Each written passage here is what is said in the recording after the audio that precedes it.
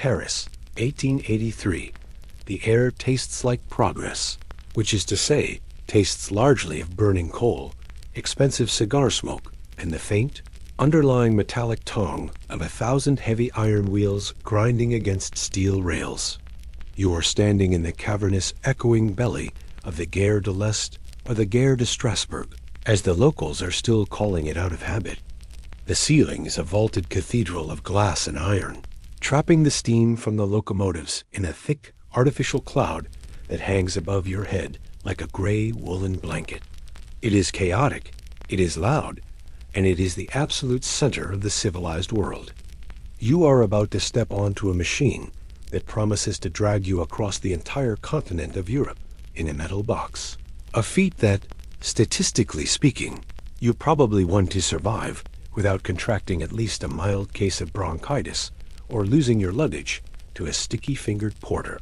So before you get comfortable, take a moment to like the video and subscribe, but only if you genuinely enjoy what I do here. Go ahead and let me know in the comments where you're rewatching from and what time it is in your corner of the world. I love seeing the map fill up. Now dim the lights, maybe turn on a fan for that soft background hum, and let's ease into tonight's journey together. You tighten your scarf against the October chill. The platform is a sea of top hats, bustles, and frantic movement.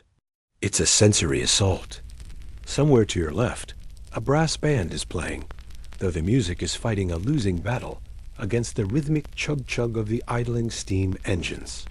You clutch your ticket, a slip of paper that costs roughly the equivalent of a year's wages for the poor fellow currently wrestling your leather trunk onto a trolley. This isn't just a train ticket. It's a golden key to the Orient. You look up at the beast that will be your home for the next few days.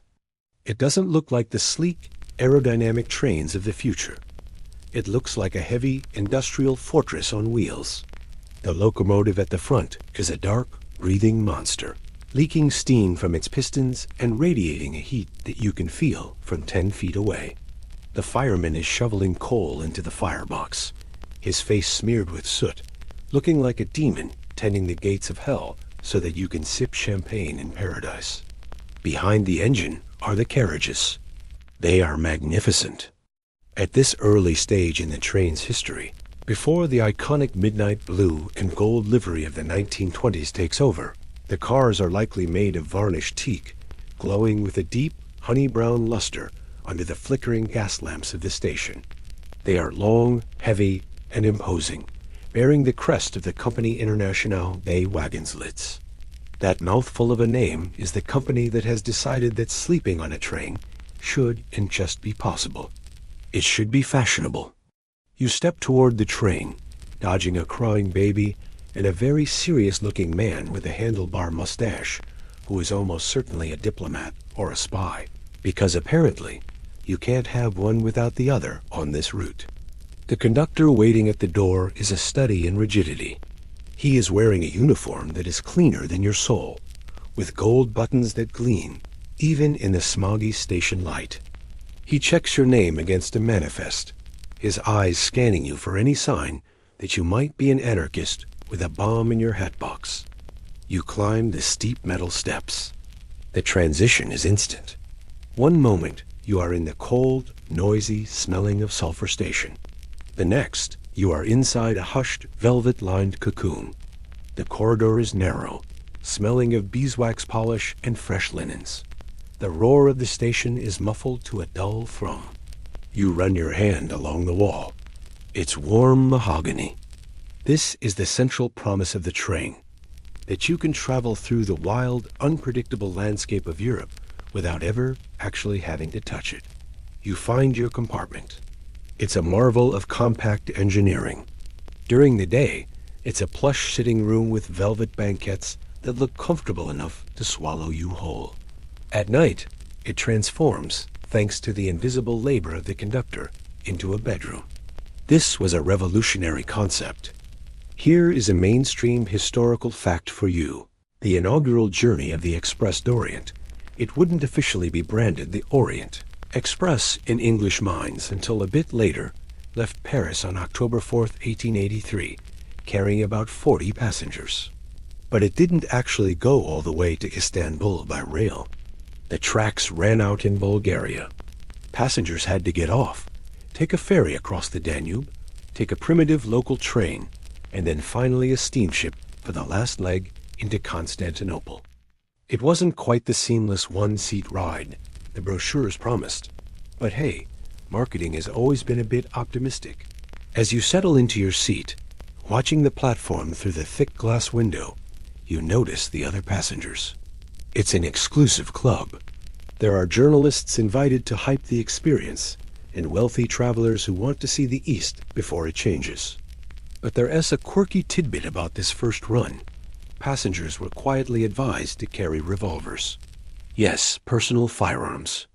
The train was heading into the Balkans, a region that the Parisian elite considered to be wild, lawless, and full of brigands who might decide that a train full of rich French people was a rolling treasure chest. The luxury was guaranteed. Your safety was merely suggested. The whistle blows a shrill, piercing scream that cuts through the chatter.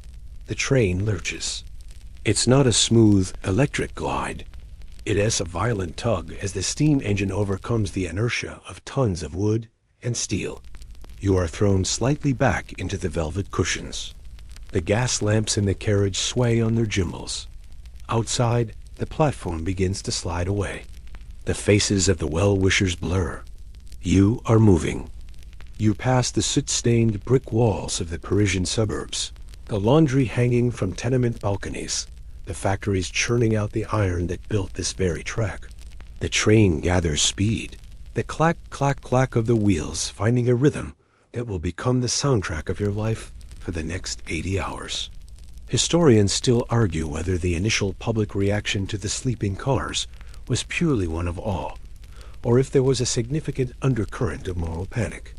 The idea of men and women strangers, no less sleeping in compartments just inches away from each other, separated only by thin wooden partitions and a corridor, was considered by some to be scandalous.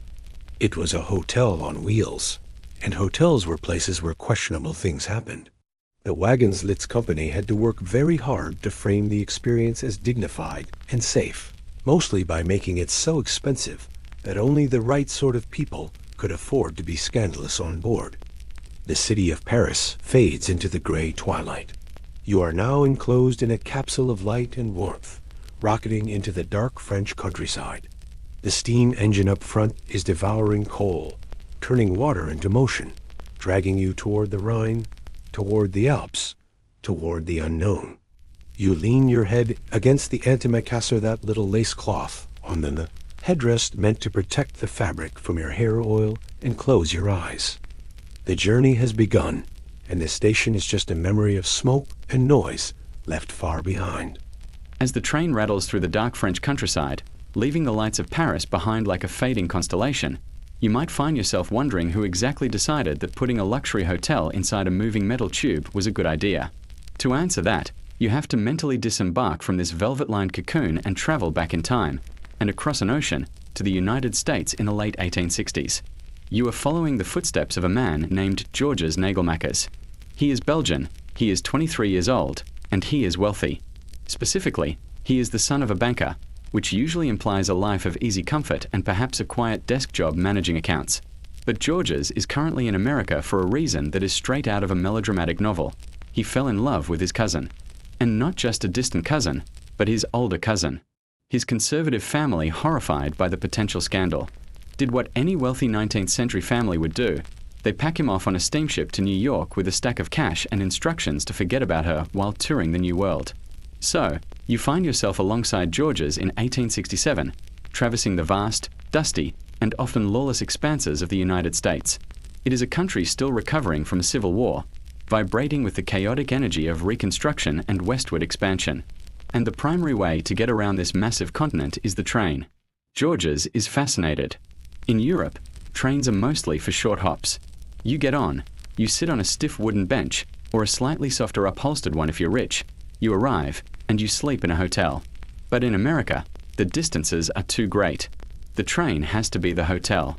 Enter George Pullman, the American engineer who is currently revolutionizing rail travel with his Pullman sleeper cars.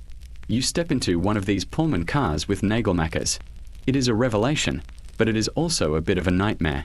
By day, it looks like a standard, if somewhat ornate, train carriage with rows of comfortable seats facing each other. But at night, a transformation occurs. The seats slide apart to form a lower bunk, and an upper bunk folds down from a ceiling. It's a clever bit of mechanical origami.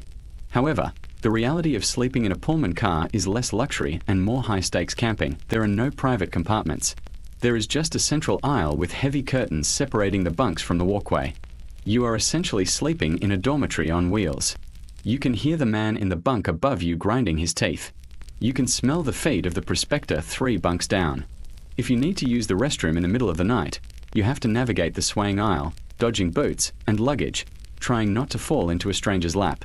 Here is a quirky tidbit for you. Getting undressed in a Pullman berth was considered a gymnastic art form. Because there was no private changing room, passengers had to undress inside their bunk behind the curtain. Imagine trying to take off a corset, a bustle, or a 3-piece suit while lying flat on your back in a space the size of a coffin, all while the train is lurching around a bend at 40 miles per hour. It was a nightly struggle that often resulted in elbows hitting walls and clothes being lost in the bedding. Nagelmakers, accustomed to the privacy and propriety of the Belgian upper class, is horrified. He writes letters home complaining about the lack of privacy, the noise, and the promiscuity of men and women sleeping in the same open carriage, separated only by a flimsy piece of fabric. He describes the experience as efficient but utterly lacking in refinement. But while he is complaining, he is also taking notes. He sees the brilliance of the logistics. He watches how Pullman organizes the linens, how the staff manages the flow of passengers, how the train becomes a self-contained ecosystem. He realizes that if he could take this American efficiency but combine it with European luxury and, crucially, privacy, he would have something game-changing. He envisions Pullman cars, but without the Americans, which essentially means separate compartments with actual doors. Historians still argue whether nagelmakers actually met George Pullman to propose a partnership, or if he just admired him from afar. Some accounts suggest nagelmakers approached Pullman with the idea of expanding into Europe, and Pullman, looking at the fractured map of European borders, essentially said, "Good luck with that, kid," and turned him down. Others believe nagelmakers always intended to go it alone. Regardless of the specific handshake that did or didn't happen, the rejection or the independence fueled his ambition. Nagelmakers returns to Europe in 1869, his heart perhaps still bruised by his cousin, but his mind on fire with steam engines. He has a vision. But Europe is not the United States. In America, you could run a train from New York to Chicago and speak one language, use one currency, and follow one set of laws. In Europe, a similar distance involves crossing 5 borders, dealing with 5 different kings or emperors, 5 different languages, and, most frustratingly, different technical standards for the rails themselves. You watch as nagelmakers transforms from a heartbroken tourist into a relentless diplomat. He has to convince the railway companies of France, Germany, Austria-Hungary, Romania, and the Ottoman Empire to let his trains run on their tracks. This is a bureaucratic nightmare. The Germans don't want French cars on their lines. The Austrians are suspicious of everyone. It is a patchwork quilt of national rivalries, and nagelmakers is trying to thread a needle through all of them. He starts small. He experiments with a rolling hotel concept on shorter runs. He creates the Compagnie Internationale des Wagons Lits, International Sleeping Car Company. The name itself is a statement of intent. It is international. He is betting on a future where borders are just lines on a map, not barriers to commerce. He also decides that if he can't beat the American innovation, he will outclass it. He hires the best engineers to design bogies, the wheel chassis, that provide a smoother ride than the rattling American cars. He decides that the food won't just be edible, it will be French haute cuisine. He decides that the bedsheets won't just be clean, they will be crisp, high thread count linen changed daily. As you sit in your private compartment in 1883, listening to the rhythmic lullaby of the wheels, you are enjoying the direct result of nagelmakers' American trauma. You have a door you can lock. You have a wash basin. You have silence, mostly. You are insulated from the snoring stranger down the hall. The train you are riding is essentially a hybrid. It has the mechanical DNA of the American Industrial Revolution, born from the vast distances of the Wild West. But it is dressed in the bespoke suit of a European aristocrat. It is a transatlantic remix. And as the engine pulls you deeper into the night, heading toward the borders that nagelmakers spent years negotiating open, you can appreciate the sheer stubbornness of the man. He didn't just build a train, he built a diplomatic immunity on wheels, all because he couldn't stand the idea of changing his pants behind a curtain in Pennsylvania. You run your fingertips across the wall of your compartment. It is smooth, cool to the touch, and feels less like the interior of a vehicle, and more like the inside of an antique jewelry box or a very expensive violin. If you look closely, pressing your face near the surface, which is perfectly acceptable behavior here, by the way, no one is watching, you'll notice that the wall isn't just a single slab of brown stuff. It is a puzzle, a very expensive, very flammable puzzle. We are talking about marquetry. This is the art of inlaying different pieces of wood veneer to form a picture or a pattern. In the modern world, wood paneling usually means a sheet of particle board with a photo of a tree printed on it, glued to the wall of a basement rec room from the 1970s. On the Orient Express, however, the wood is real, and it is likely worth more than the house you grew up in. The compartment you are sitting in is likely lined with Cuban mahogany, a wood so rich and dark it looks like chocolate that has learned how to be structural. But the mahogany is just the canvas. Set into it are lighter woods, perhaps rosewood, pearlwood, or maple, forming delicate, intricate geometric patterns or floral garlands. This isn't painted on. Someone, somewhere in a dusty workshop in France or England, took a razor-sharp knife and hand-cut thousands of tiny, paper-thin slivers of wood, fitting them together with a precision that makes modern laser cutters look clumsy. Here is a mainstream historical fact for you. The most famous interiors of the Orient Express, the ones you probably see in your mind's eye when you picture the train, belong to the LX cars, standing for looks, introduced in 1929. These were decorated by renowned Art Deco designers like René Crew and Morrison and Nelson. They moved away from the heavy, Gothic gloom of the Victorian era and introduced lighter, stylized motifs, flowers that looked like geometry, lily that looked like architecture. It was the style moderne, and it was designed to make you feel like you were traveling inside a piece of high art. You trace the outline of a flower petal in the wood. The join between the two types of wood is seamless. You can't feel the gap. This is the result of endless sanding and layers upon layers of French polish, a shellac finish applied with a cloth rubber, a pad, in a repetitive, circular motion until the wood glows with a deep, mirror-like shine. The smell of the compartment is a mix of that shellac, beeswax, and the underlying scent of the old timber. It is a rich, heady perfume of craftsmanship. But think about the physics of this for a second. You are in a wooden room that is currently hurtling down a steel track at 60 miles per hour. The carriage is twisting, vibrating, and shuddering as it navigates the curves of the Alps or the uneven tracks of the Balkans. Wood, by its nature, expands and contracts with humidity and temperature. If this were a rigid structure, the inlay would pop out, the marquetry would crack, the flower petals would peel off and fall into your lap. The genius of the Wagenslitz workshops was in creating a floating interior. The panels were mounted in a way that allowed them to flex and breathe with the movement of the train. The varnish had to be somewhat elastic. It is a miracle of engineering that these delicate wood mosaics survived a single trip, let alone decades of service across a continent that was frequently at war. Here is a quirky tidbit. The specific type of glue used to hold these veneers in place was often traditional animal glue, made from rendered connective tissue. This glue is incredibly strong, but it has a weakness. It is water-soluble and heat-sensitive. If a steam pipe leaked or the heating system malfunctioned, and the carriage got too hot and humid, the glue could soften, and the exquisite artwork would literally start to slide down the walls. Conductors were essentially curators, constantly monitoring the temperature to ensure the art didn't melt. As you look at the complex grain of the teak framing the window, consider the sheer logistics of the materials. Nagelmackers and his successors stripped the forests of the colonial world to build these trains. Teak from Burma for the exterior and the frames, because it resists rot and water. Mahogany from the Caribbean, ebony from Africa. The Orient Express was a rolling exhibit of the global timber trade.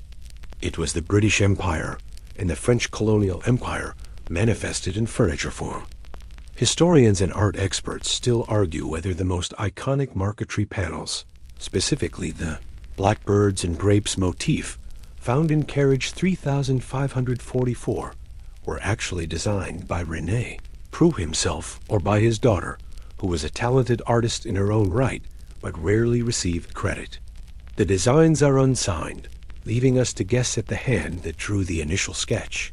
But the style is so distinct that it sparks fierce debates in the very niche, very polite world of luxury train restoration. You lean back against the velvet banquette, watching the reflection of the passing lights in the polished wood opposite you. The marquetry acts as a mirror, distorting the world outside into amber-hued streaks. There is something deeply comforting about being surrounded by this much organic material. In a modern train, you are surrounded by plastic, aluminum, and fire-retardant fabric. It feels sterile.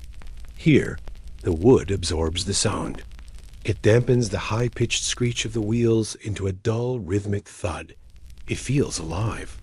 And it requires constant care. While you sleep, or while you are at dinner, staff are often polishing these surfaces. A scratch on the mahogany is a tragedy. A water ring from a carelessly placed whiskey glass is a crime against humanity. The train demands respect. You find yourself sitting a little straighter, being a little more careful with your movements. The environment dictates your behavior.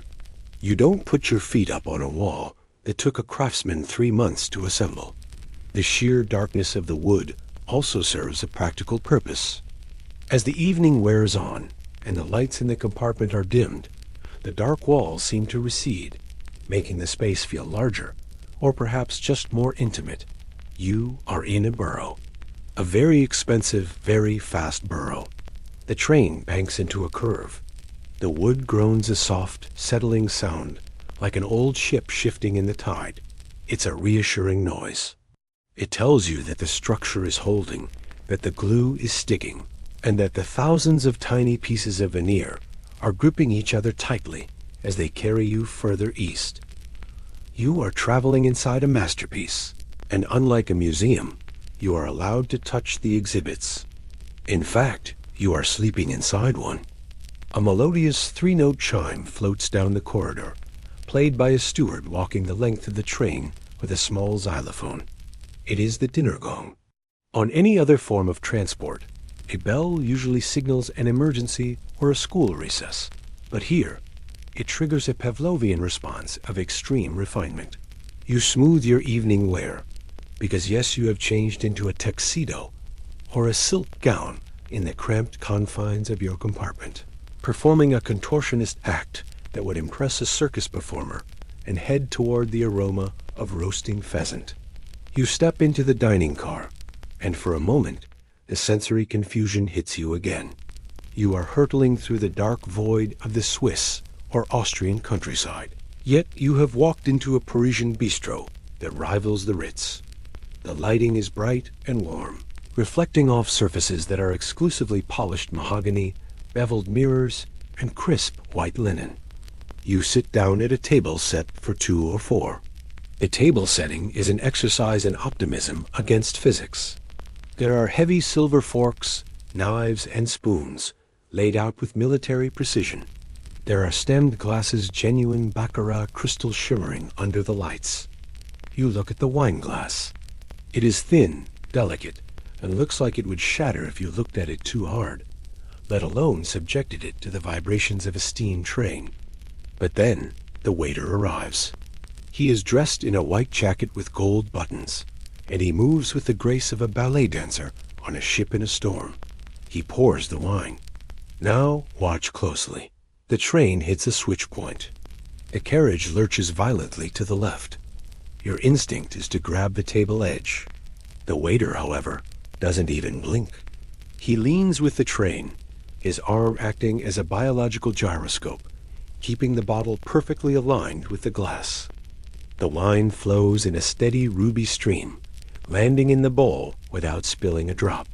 It is a superpower developed through years of bruised shins and spilled Bordeaux. Here is a mainstream historical fact for you. The dining cars of the Orient Express were designed to be the social heart of the train, functioning as high-end restaurants with fixed meal times. The menu was table d'hôte, meaning you didn't choose from a list. You ate what the chef prepared. And what he prepared was a marathon of 6 to 7 courses. Oysters, soup, turbot with hollandaise sauce, roast beef, game, grouse or pheasant, salad, cheese, and dessert. It was a caloric assault designed to make you sleepy enough to ignore the noise of the tracks later. But while you are buttering your roll and trying to look sophisticated, spare a thought for the circle of hell operating just behind the swinging doors at the end of the car. You are in the dining room. They are in the galley. The kitchen on the Orient Express is roughly the size of a modern walk-in closet, about 2 meters by 4 meters. Inside the steel shoebox, 3 or 4 grown men are working with fire and sharp knives. The centerpiece is the stove. It is a massive, cast-iron coal-fired range. Yes, they are burning coal inside a wooden train carriage that is moving at high speed. The ventilation is a simple window or a roof vent. The temperature in there easily reaches 40 degrees Celsius, 104 degrees Fahrenheit. It is a sauna that smells of garlic and sweat. The chef de cuisine is the captain of this sweaty ship. He stands before the range, surrounded by copper pots. Copper is used because it conducts heat quickly and evenly, which is vital when your heat source is a pile of burning rocks that you have to manually stoke. The challenge here isn't just the heat, it's the motion. Imagine trying to simmer a large pot of consomme clear soup that takes hours to clarify, while standing on a skateboard that someone is kicking every 30 seconds. If the train brakes hard, the soup becomes a projectile. To combat this, the stove is equipped with fiddles or brass rails that clamp the pots in place. But the chefs don't have clamps. They have to develop train legs, standing with their feet wide apart, knees bent, anticipating the sway of the carriage like surfers on a sea of grease. Here is a quirky tidbit for you. To prevent the crystal glasses and wine bottles from sliding off the tables in the dining car during particularly rough sections of track, the waiters would employ a simple trick known as damping. They would lightly dampen the tablecloth with a wet sponge before setting the table. The friction of the wet linen against the glass base acted like a primitive non-slip mat. If you ever wondered why the tablecloth felt slightly clammy under your wrist, it wasn't poor laundry service. It was a tactical friction deployment. The logistics of the pantry are equally mind-boggling. There is no refrigerator, at least, not an electric one. There are ice boxes. At major stops, porters haul massive blocks of ice onto the train to keep the butter firm and the champagne cold. The chef has to calculate his supplies perfectly. He buys fresh fish in Paris, dairy in Switzerland, and fruits in Italy. The menu evolves with the landscape. You are literally eating your way across the geography of Europe. But let's talk about the dishwashing. You have 40 passengers eating 7 courses. That is nearly 300 dirty plates, plus silverware and glasses, generated in 2 hours. The scullery area is a sink the size of a bucket.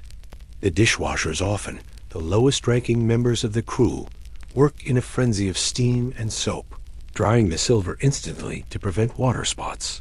Historians still argue whether the hygiene standards in these cramped mobile kitchens were actually up to code, or if the sheer amount of wine and brandy consumed by the passengers acted as a sufficient internal antiseptic against any kitchen mishaps. Given the prestige of the train, we like to assume the former, but looking at the sweating chef wiping his brow with a towel tucked into his belt, one can never be entirely sure. Back at your table, the soup course arrives. It is a veloute de tomate, or perhaps a consomme Germany. You pick up your spoon. You have to time your sips with the rhythm of the rails. Dip, lift, wait for the jolt, sip. It becomes a meditative game. The conversation around you is a low hum of French, English, German, and Russian. The dining car is where the international part of the company's name comes alive. You might be passing the salt to a Turkish tobacco merchant, or accidentally kicking the ankle of a British governess under the table. It is a forced intimacy. You are all trapped together in this gilded cage, sharing bread and bacteria. As the roast course is cleared, and the cheese board smelling ripe and pungent is brought out, you feel the train slow down. The lights of a station flicker past the window. The chef in the back probably uses this moment of relative stillness to perform the delicate tasks, like plating a soufflé or carving a particularly tricky joint of meat. You finish your meal with a Charlotte Russe and a strong coffee. Your stomach is full, your head is buzzing with wine, and the vibration of the floor feels less like a disturbance and more like a massage. You watch the waiter clear the crumbs with a silver crumber, his hand moving in swift, practiced strokes. The dinner service is a performance, a magic trick where they distract you with crystal and cream so you don't notice the sweat, the coal dust, and the sheer improbability of a 5-star meal being cooked at 60 miles per hour. You leave the dining car, your body heavy with cream sauce and red wine, and begin the trek back to your compartment. This walk down the corridor is a distinct physical experience. The train is moving at speed now, perhaps hitting 60 miles per hour on a straight stretch of track. You are not walking so much as you are performing a controlled series of falls, bouncing gently off the mahogany walls. You have to adopt the train gait, feet wide apart, knees loose, anticipating the lateral shifts of the floor.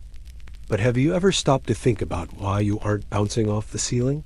You are hurtling across the uneven geography of Europe, inside a wooden box strapped to a steel frame. Yet the coffee in your cup earlier only rippled. It didn't splash. This is because beneath your feet, invisible and unappreciated, a mechanical ballet is taking place. You are riding on boogies. In the early days of rail travel, train cars were just boxes with axles bolted directly to the frame, much like a cart. Every bump in the rail was transmitted directly to your spine. If the train hit a pebble, your teeth rattled. But the Orient Express uses heavy, 6-wheel boogies.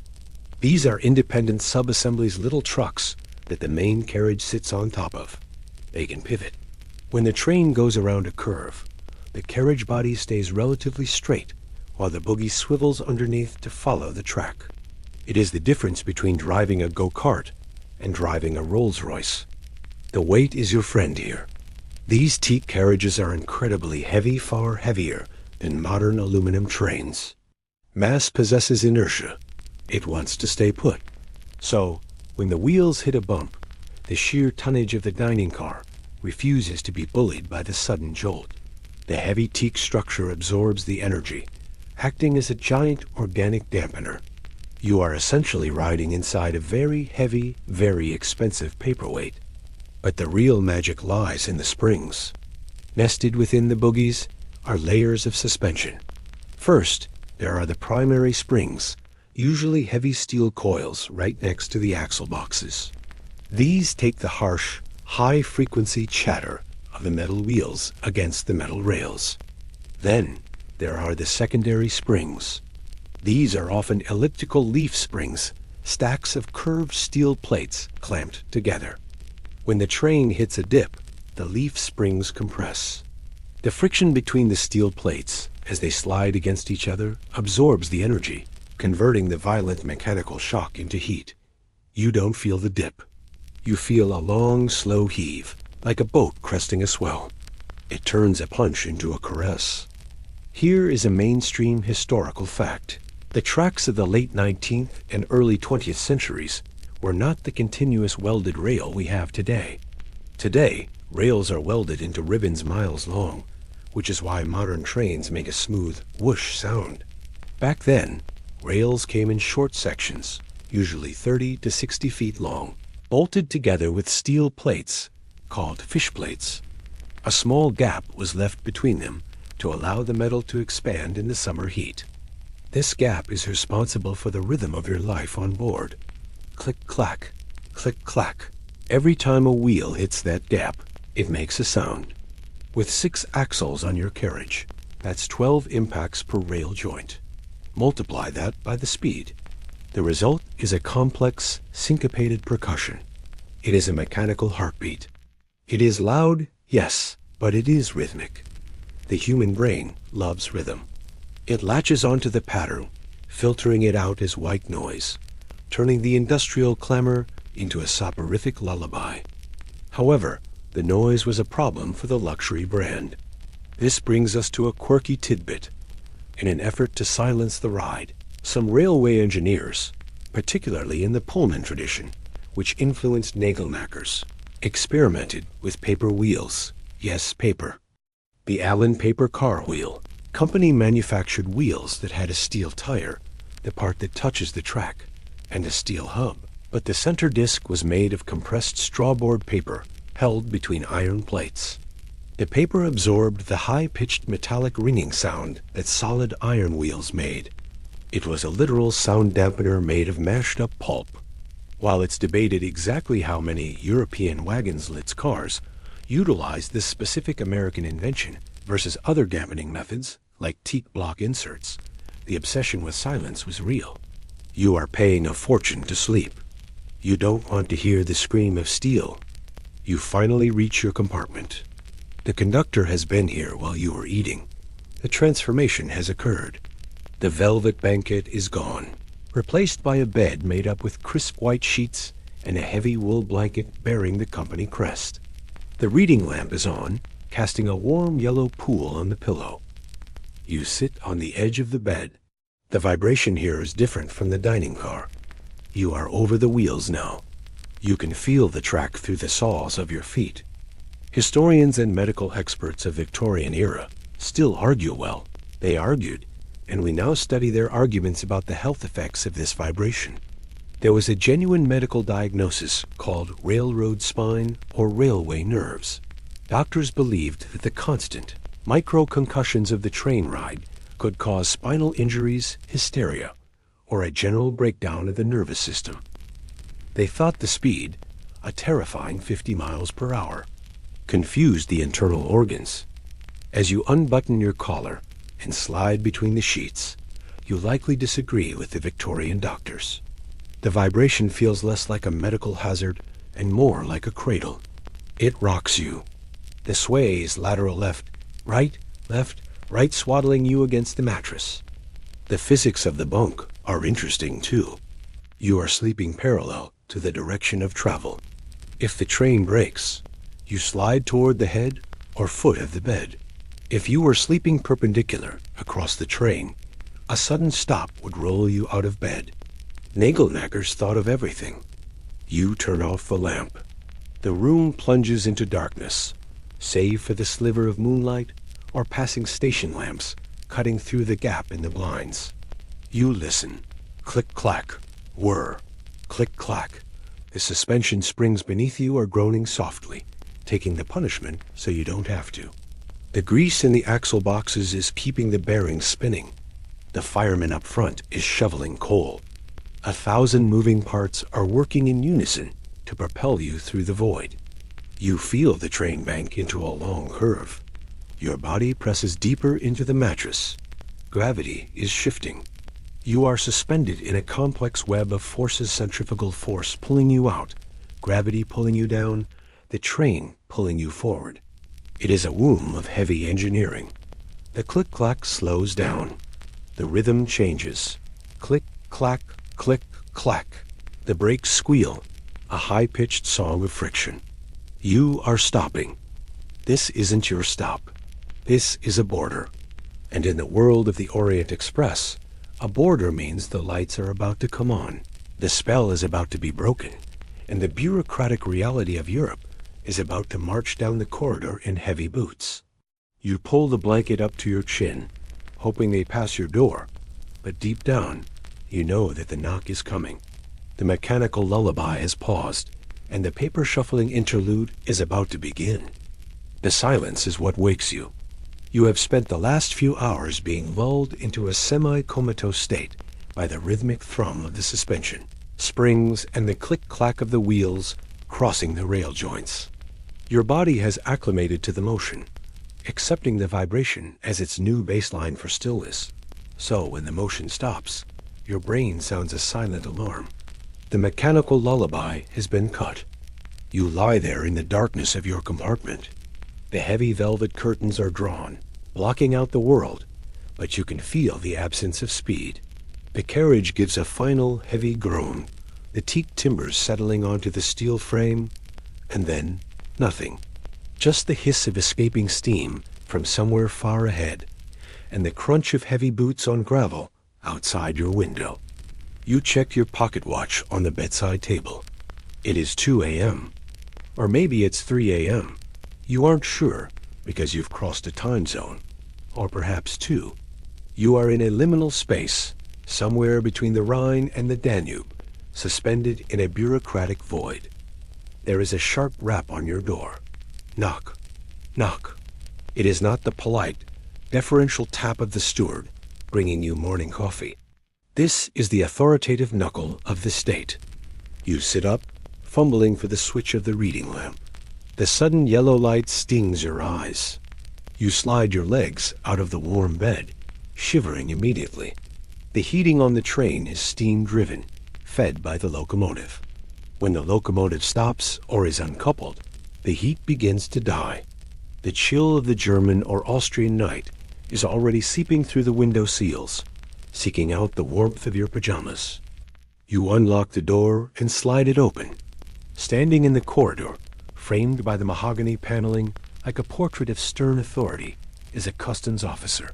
He is wearing a greatcoat with a high collar, a helmet or a peaked cap, and an expression that suggests he has never smiled in his life. Behind him stands your conductor, looking apologetic but helpless. "Passports," the officer barks, or maybe he grunts it. The language changes, but the tone is universal. You hand over your papers. This is the ritual of the midnight border. In the modern world, crossing a border in Europe usually involves, well, nothing. You drive past a blue sign with gold stars and keep going. In the late 19th century, Europe is a patchwork of prickly empires, each deeply suspicious of the other. The Orient Express is a needle stitching these patches together, but the needle gets stuck every few hundred miles. Here is a mainstream historical fact. While the Wagenslitz company prided itself on handling logistics for passengers, the political reality of the Balkans often overrode the luxury service. In the early days, passengers were frequently required to disembark entirely at borders, like the one between Bulgaria and the Ottoman Empire, standing on freezing platforms while their luggage was rifled through for seditious literature or undeclared tobacco. The "Do Not Disturb" sign had no legal standing here. The officer flips through your booklet. He looks at the photo, if you have one. Passports were still evolving into the standardized documents we know today, and then looks at your sleepy, disheveled face. He is looking for a spy. He is looking for a smuggler. He is looking for a reason to justify his standing on a cold platform at 3 a.m. Historians still argue whether the famed diplomatic immunity of the Orient Express was real or exaggerated. Legend says that conductors collected all passports at the start of the journey and handled the orders while passengers slept, bribing officials with cognac and cigars to stay off the train. While this certainly happened on the more western legs of the journey, or for known VIPs, the reality for the average traveler deep in Eastern Europe was often exactly what you are experiencing now. A flashlight in the face and a demand to open your trunk. He hands the passport back. He nods to the conductor. The rubber stamp hits the paper with a sound like a gavel strike. Thud. You have been processed. You are legally allowed to exist in the next empire. The officer moves to the next compartment. You hear the same exchange. Knock. Mumble. Rustle of paper. Thud. You slide your door shut and lock it, but you don't go back to sleep yet. The train is still stationary. And now, a new sound begins. Clank, hiss, screech. The train is shaking. A violent jolt runs through the chassis, nearly knocking the water glass off your shelf. They are changing the engine. This is a quirky tidbit about long-distance rail travel. The Orient Express does not use one engine for the whole trip. A French locomotive cannot just drive into Germany and keep going. There are different signaling systems, different coal grades, and different crews who only know their specific section of track. At every major border, the steam engine that pulled you here, the one that is now low on coal and water, is uncoupled. You press your face to the cold glass of the window, peering through the crack in the blind. Outside, in the swirling mist of the station lamps, you can see the dark shape of the old engine, chugging away into a siding, like a tired horse being led to the stable. Then, emerging from the gloom, comes a new beast. Maybe it's a German Dampflocomotive or an Austrian behemoth. It backs up toward your carriage. Bang! The buffers kiss. The iron couplers are thrown over. You are now attached to a new power source. The air brake hoses are connected, a sharp hiss of pneumatic pressure. This is the baton pass of the industrial relay race. This stop is also where the train takes on supplies. You might hear the heavy thud of ice blocks being loaded onto the roof or into the pantry car for the chefs. You might hear the shouting of men loading fresh coal. The train is a hungry organism. It needs constant feeding. You crawl back into bed. The sheets have lost a bit of their warmth. You pull the heavy wool blanket up high, burying your nose in the crisp linen. The silence of the station stretches on. This is the dead time. You are vulnerable here. A moving train is a fortress. A stopped train is just a sitting duck. It's no wonder that this is the moment in every mystery novel where the murder happens. The stillness amplifies every creak of the wood, every footstep in the corridor. Finally, a whistle blows. Not the whistle of the train, but the whistle of the station master. A flag is waved.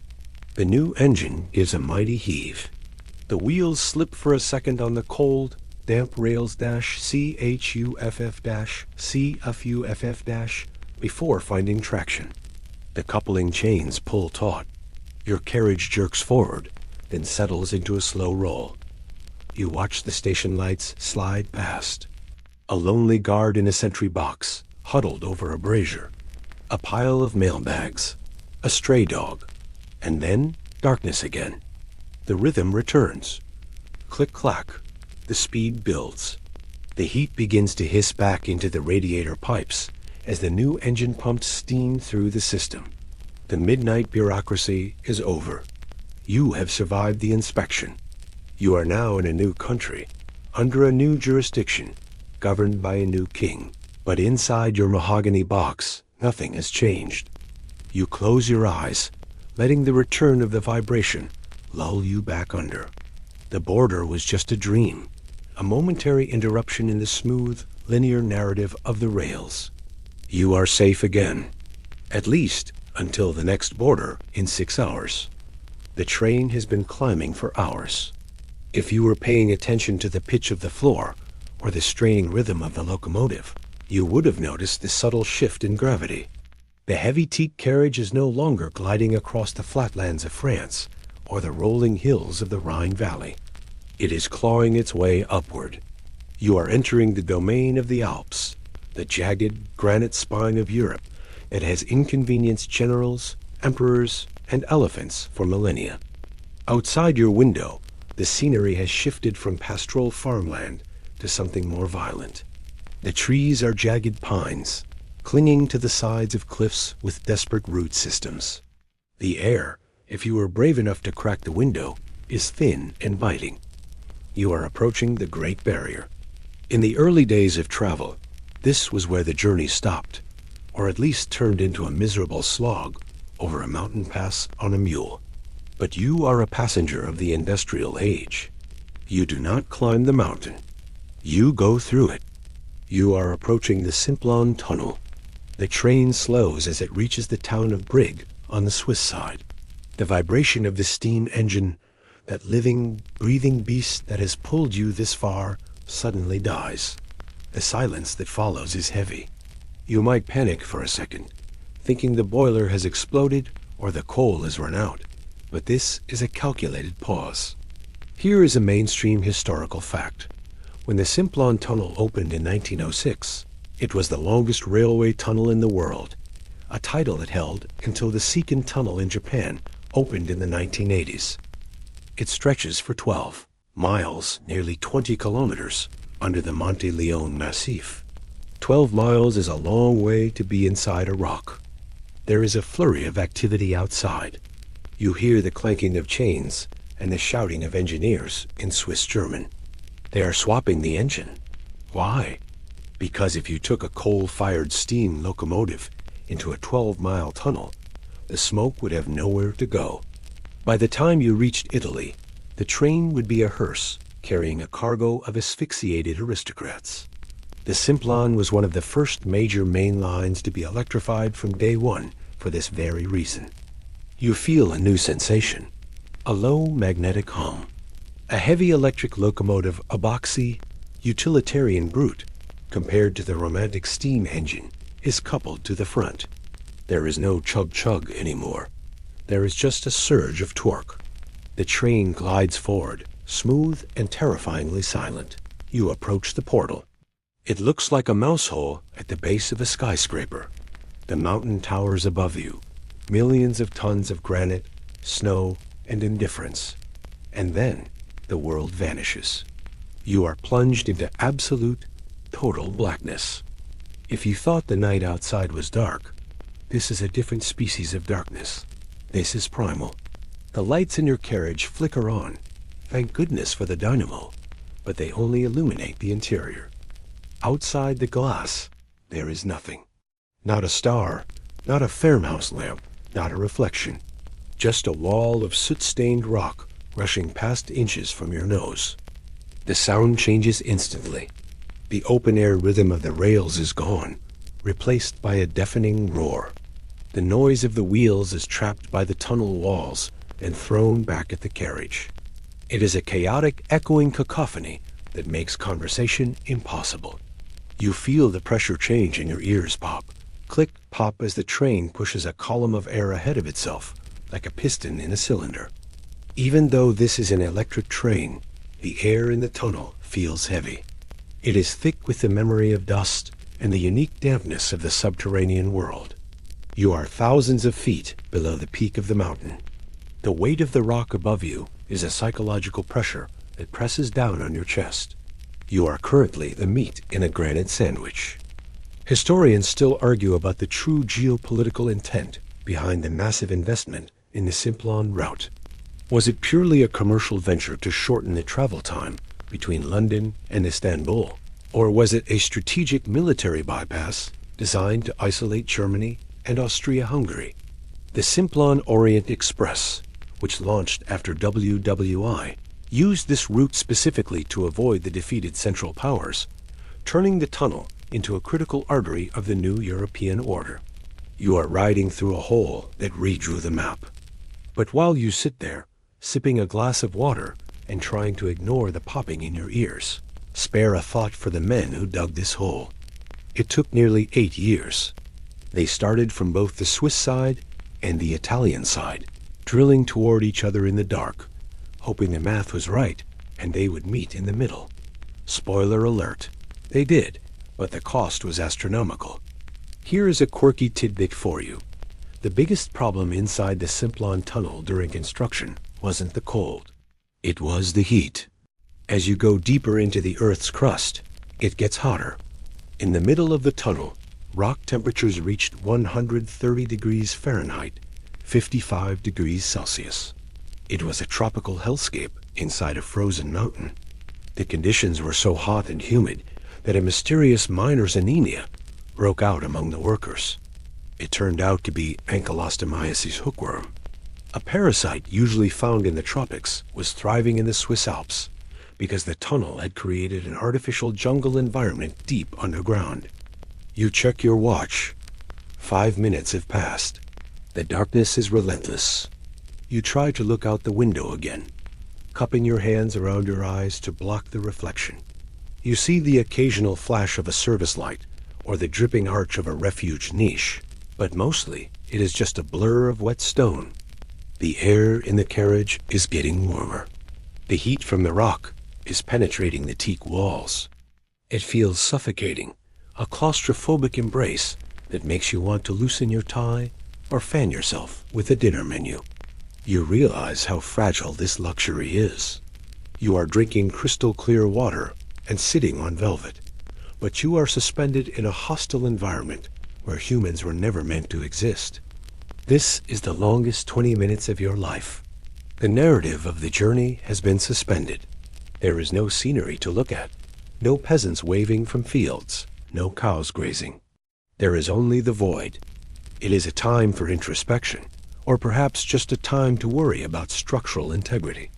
And then, just as you start to wonder if the tunnel actually has an end, or if you have been transported to the underworld, the sound changes again. The roar lessens. The air pressure equalizes. A gray light explodes into the carriage. You burst out of the mountain and into Italy. The transition is violent and beautiful. The sky is different here, softer, perhaps. The vegetation is different. You have crossed the continental divide in less time than it takes to eat a sandwich. The electric engine drags you into the station at Isao or Gambesola. The hum dies down. The steam engine, the romantic, inefficient, smoky hero, is waiting to take over again. The electric brute has done its job. It has carried you through the belly of the beast. You open the window. The air smells of pine and rain, but it's Italian rain. The suffocating darkness of the Simplon is already fading into a memory, a bad dream of pressure and noise. You have cheated the mountain. You didn't climb it. You bored a hole through its heart and rode a velvet sofa to the other side. The train couples up to the new steam locomotive. The whistle blows a different pitch, a different accent. You settle back into your seat, the vibration returning to the familiar, comforting rhythm of the open rail. The Simplon is behind you, a black scar in the rock, and the sunny plains of Lombardy are ahead. But for the rest of the trip, whenever the train enters even a short tunnel, you will feel a tiny, involuntary shiver, a reminder of the 12 miles of crushing dark you just survived. The train is moving through the Italian countryside now, the rhythm of the wheels steady and reassuring. You are comfortable, warm, and likely sipping a coffee brought to you on a silver tray. But have you stopped to consider how exactly this comfort is maintained in a world of soot and chaos? It is not magic. It is the result of a relentless, high-stakes performance by the men in the brown and blue uniforms, the conductors. You might see your conductor 3 or 4 times a day. He is the man who takes your passport, brings your breakfast, and magically transforms your seat into a bed. But his job is less waiter and more ship's captain of a very small, very fast vessel. Each carriage is his fiefdom, and he rules it with a velvet-gloved iron fist. Let's observe his invisible ballet. He is likely French, Belgian, or perhaps Swiss. He is almost certainly older wagons Litz didn't trust this job to young hotheads. He wears a uniform that is pressed to a razor's edge, with gold buttons and a peaked cap that he wears at a jaunty but respectful angle. Despite the fact that the train is constantly being bombarded by coal dust from the engine, his collar is startlingly white. How he achieves this cleanliness in a rolling coal mine is one of the great mysteries of the 19th century. His primary duty is the transformation. You decide you want to retire for the evening. You ring the bell. He appears instantly, as if he was waiting outside your door, which, to be fair, he often is. He asks you to step into the corridor for a moment. Through the glass of the door, you watch the performance. It is a practiced routine, efficient and swift. He unlocks the upper berth, folding it down from the wall. He manipulates the seat cushions, sliding them forward to create the lower mattress. He snaps the crisp linen sheets, branded with the WL logo, into place with a sharp crack. He fluffs the pillows. He secures the ladder. He checks the water carafe. He adjusts the nightlight. The whole process takes maybe 3 minutes. When you step back in, the sitting room has vanished, replaced by a cozy bedroom. It is a magic trick performed with upholstery. But the real work happens when you aren't looking. Here is a mainstream historical fact. Each conductor was responsible for a single sleeping car, which held about 18 to 20 passengers. He was on call 24 hours a day for the entire journey. There were no shifts. He slept, if you can call it sleeping, on a tiny folding seat, a strapontin, at the end of the corridor, right next to the toilet and the noisy vestibule connection. He catnapped with one ear open for the service bell or the sound of a problem. And there were always problems. The most critical one was heat. At the end of each carriage, there is a small coal-fired boiler. This is the train's central heating system. It is a finicky, dangerous beast. If the fire goes out, the carriage freezes in the alpine night. If the fire gets too hot, the carriage becomes a sauna, or worse, catches fire. The conductor is the human thermostat. Every hour, he has to shovel a precise amount of coal into that stove, check the pressure gauges, and adjust the dampers.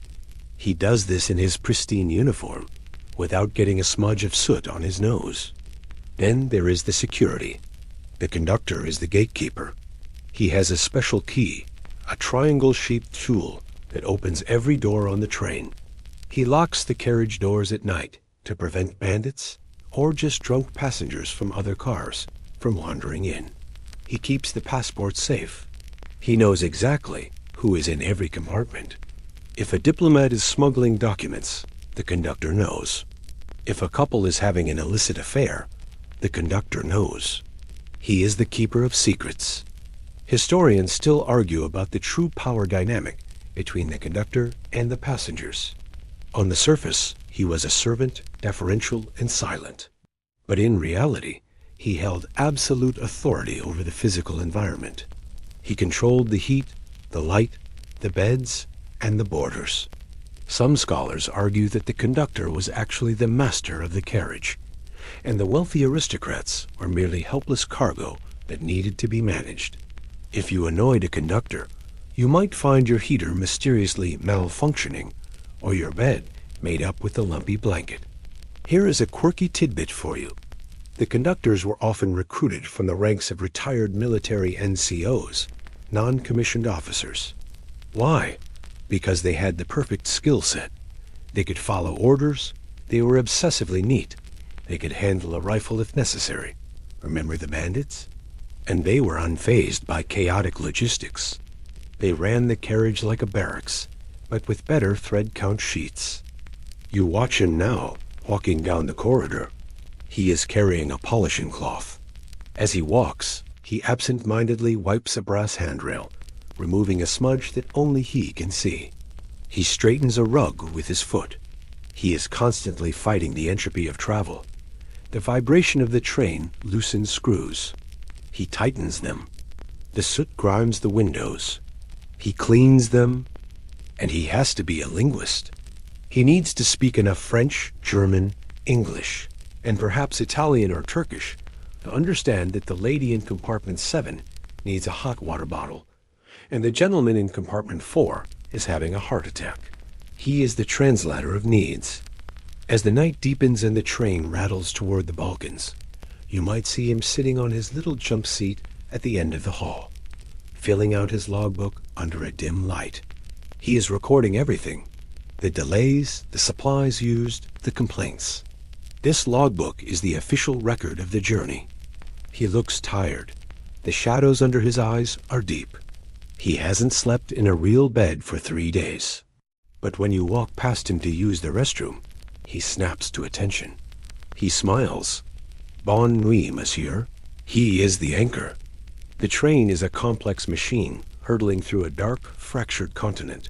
But as long as the man in the blue uniform is standing guard, polishing the brass and stoking the fire, you feel safe. He is the human component of the luxury. The marquetry is nice, and the crystal is pretty, but it is the conductor's invisible labor that allows you to sleep while moving at 60 miles per hour. You return to your bed. You hear his footsteps fade down the corridor. He is going to check the boiler again. He is the ghost in the machine, the weary guardian of your dreams. You close your eyes, grateful that someone else is awake so you don't have to be. The rhythm of the rails has become your heartbeat.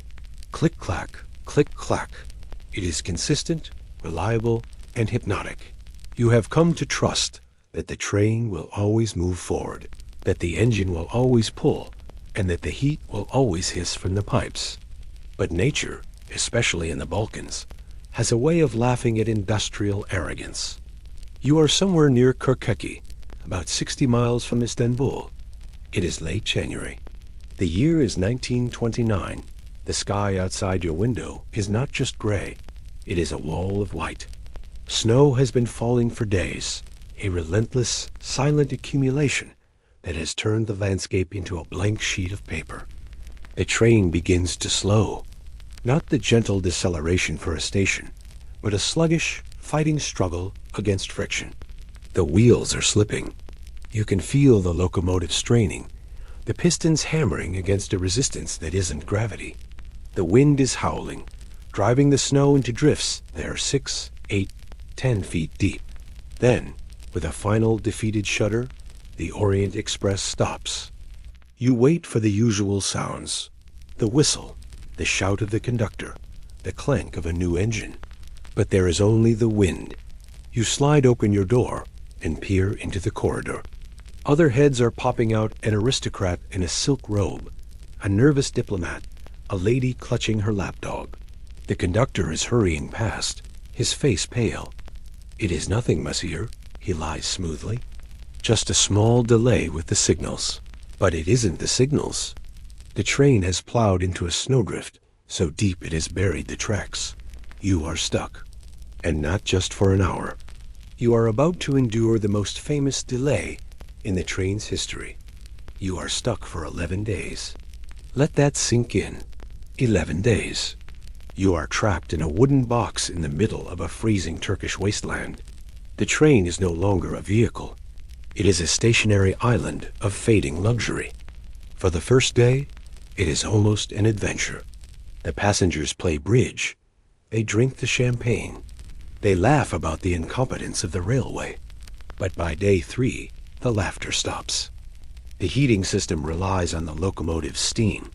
When the coal runs out, and it does, the heat dies. The temperature in your compartment plummets. The mahogany walls, once so warm and inviting, are now icy to the touch. You can see your breath. You put on every piece of clothing you own. Your suit, your overcoat, your scarf, your pajamas underneath. The passengers huddle in the corridors, wrapped in blankets, looking like a very expensive refugee camp. Then the food runs out. The 7-course dinners become memories. The chef scrapes together what he has. A few potatoes, some dry biscuits, the last tin of sardines. Here is a mainstream historical fact. This 1929 incident is widely cited as the inspiration for Agatha Christie's murder on the Orient Express. In her book, the train gets stuck in a snowdrift, creating the locked room mystery. In reality, there was no murder that we know of, but the desperation was real enough to kill. As situation becomes critical, there is no radio. No one knows where you are. The snow is still falling. The wolves, yes. Actual wolves start to circle the train, drawn by the smell of, well, people. You can hear them howling at night over the sound of the wind. It adds a lovely gothic horror vibe to your freezing starvation. By day 5, the hunger is gnawing. The luxury train has turned into a survival situation. And this brings us to a quirky tidbit that sounds like fiction, but is documented fact. The passengers and crew eventually organized a hunting party. Imagine this scene. A group of starving, freezing men, some of them wealthy aristocrats, who have never done manual labor in their lives, wrapping their feet in rags or using trays as makeshift snowshoes. They venture out into the blizzard armed with whatever weapons they have. Remember those revolvers from the early days? They aren't hunting for sport. They are hunting for dinner. They manage to shoot a wolf? No, too dangerous. They find a local village buried in the snow? Not quite. They eventually stumble upon a local peasant or a farmstead and manage to trade jewelry or cash for eggs and chickens. But the real miracle is the story of the wild boar. Legend says the chef, or perhaps a passenger, managed to shoot a wild boar near the tracks. They dragged the carcass back to the train, butchered it in the freezing galley, and roasted it over a fire made from broken furniture or spare wood. The smell of roasting pork wafting through the frozen corridors must have been overwhelming. Historians still argue about the details of the wolf incident. Some say the wolves actually attacked the crew. Others say they just watched from a distance. Some say the hunting party was a myth embellished by journalists later. But the core reality remains. The most sophisticated machine of the 19th century was defeated by frozen water, and the elite of Europe were reduced to scavenging for eggs in the snow. Inside the carriage, the social hierarchy begins to fracture. Then oddly, it strengthens. The conductor is no longer a servant. He is a leader. The passengers share their hidden stashes of chocolate. A Russian prince might share his brandy with a commercial salesman. The cold is the great equalizer. You sit in your compartment, shivering under 3 blankets. The condensation has frozen on the inside of the window, forming intricate ice ferns that rival the marquetry on the walls. You are hungry, you are cold, and you haven't washed in a week because the water pipes are frozen solid. But you are also witnessing the resilience of the system. The crew never abandons the train. They shovel snow away from the wheels by hand, hour after hour, until they collapse. They keep the morale up. They maintain the illusion of civilization, even as the temperature drops to -20 degrees. Finally, on the 11th day, a sound breaks the silence. Not the wind, not the wolves. A whistle. A relief engine, fitted with a massive snowplow, is smashing its way through the drifts from Istanbul. The sound of metal hitting ice is the sweetest music you have ever heard. The train is freed. It limps into the station at Istanbul Sarkici days late. The passengers, gaunt, unshaven, and smelling of wood smoke and unwashed wool, stumble off the train. They look like survivors of a shipwreck. You have survived the snowdrift of 1929. You have lived through the moment where luxury failed and humanity took over. As you step onto the platform, the cold wind of the Bosphorus feels almost tropical compared to the frozen hell of the last week. You will never complain about a slightly lukewarm soup again. The snow has melted from your memory, replaced by a different kind of chill one that has nothing to do with the temperature and everything to do with the person standing next to you in the corridor. You are smoking a cigarette by the window, watching the fractured map of Europe blur past. The landscape is peaceful, but the interior of the train is a pressure cooker of geopolitical tension. You are sharing this rolling box with the gray greyhounds. No, these aren't racing dogs. They are the king's messengers. These are British diplomatic couriers, elite officers tasked with carrying the diplomatic bag between the Foreign Office in London and the embassies of the East. They are easy to spot if you know what to look for. They are the men who never smile, who drink only water, and who are handcuffed to a canvas sack. Well, perhaps not literally handcuffed at all times, but the bag never leaves their side. It sits on the seat opposite them while they eat. It sleeps in the bunk with them. If the train were to crash, their first duty is not to save you, or even themselves, but to ensure the bag burns before it can be read by foreign agents. They wear a small silver badge of a running greyhound, a symbol of speed and fidelity initiated by Charles II. You watch one of them now. He is trying to look inconspicuous, reading a newspaper in a corner of the dining car, but his eyes dart around the room every time someone enters. He is a professional paranoid, and he has every reason to be. Here is a mainstream historical fact. The Orient Express was known as the Spy's Express for a reason.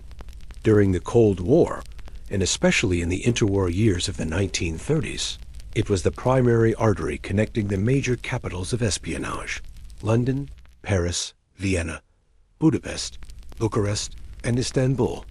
If you wanted to move intelligence documents, stolen codes, or defecting scientists across the Iron Curtain, or the crumbling empires of the Balkans, you took the train. It was considered neutral territory, a diplomatic no-man's land where the laws of the countries you passed through were temporarily suspended, or at least polite enough to look the other way. But it's not just the official couriers. It's the amateurs. It's the butterfly collectors. This brings us to a quirky tidbit. One of the most famous spies to use the rail network in the cover of An Innocent Traveler was Robert Baden-Powell. Yes, the founder of the Boy Scouts. Before he was teaching kids how to tie knots, he was a British intelligence officer in the Balkans. He would travel posing as an eccentric lepidopterist, a butterfly collector. He would sketch the wings of butterflies in his notebook. But the veins on the butterfly wings were actually coded maps of enemy fortifications, gun emplacements, and troop movements. If a border guard stopped him, he just looked like a harmless, bumbling Englishman obsessed with bugs. "Just a polyamidas Icarus, my good man," he'd say, waving a sketch that was actually a diagram of a fortress wall. You look around the dining car with fresh eyes. Is that French woman in the silk dress really a textile heiress? Or is she a courier for the resistance? Is the German businessman complaining about the soup actually mapping the rail gauge for a future invasion? The train breeds this kind of suspicion. The noise of the wheels masks whispered conversations. The swaying corridors allow for accidental collisions where notes can be passed from pocket to pocket. Historians still argue about how effective this train espionage actually was. Some argue that the Orient Express was so notoriously full of spies that intelligence agencies essentially used it as a distraction, feeding false information to people they knew were watching, while the real secrets went by other means. It was a hall of mirrors. Was the train a vital conduit of secrets, or just a theater where spies performed for each other? You walk back to your compartment. The corridor is empty, save for a conductor polishing a handle at the far end. You pass a door that is slightly ajar.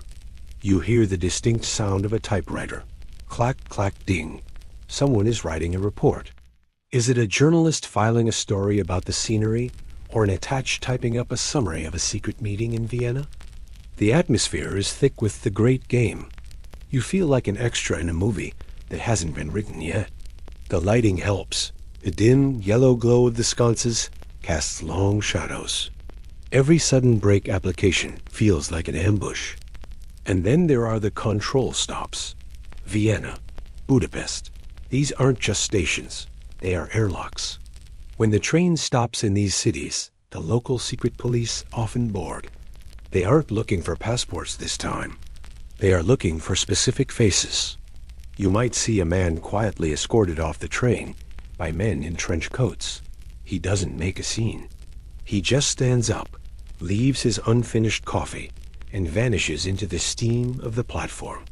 You never see him again. The train leaves without him, the gap in the dining car filled by a new passenger at the next stop. You enter your compartment and lock the door. You double-check the lock. You even put the safety chain across. It feels silly you are just a tourist, but the paranoia is contagious. You look at your own luggage. Does it look tampered with? Was that shirt folded differently when you left? The train is crossing the Hungarian plain now. The darkness outside is total. You are carrying nothing more dangerous than a guidebook and a change of socks. But in the context of the Orient Express, even innocence looks suspicious. If you are the only person not carrying a secret, that makes you the unparalleled mystery. You lie in the dark, listening to the wheels. They seem to whisper, "Secrets, secrets, secrets." The gray greyhound in the next carriage is awake, watching his bag. The spy down the hall is sketching a butterfly. And you? You are just trying to sleep, hoping that whatever game is being played in the corridor doesn't spill under your door. The narrative of the Orient Express is often condensed into a single, seamless ribbon of luxury stretching from a romanticized west to a mysterious east. But if you were a British traveler starting your journey in London, as so many did, The reality was a bit more disjointed. Before you could sink into the blue and gold velvet of the continental train, you had to survive the ordeal of the English Channel. You begin at London Victoria Station. It is a grey, drizzly morning, because it is London and the weather gods are consistent. You board a train called the Golden Arrow, or the Flatch Door, once you hit France.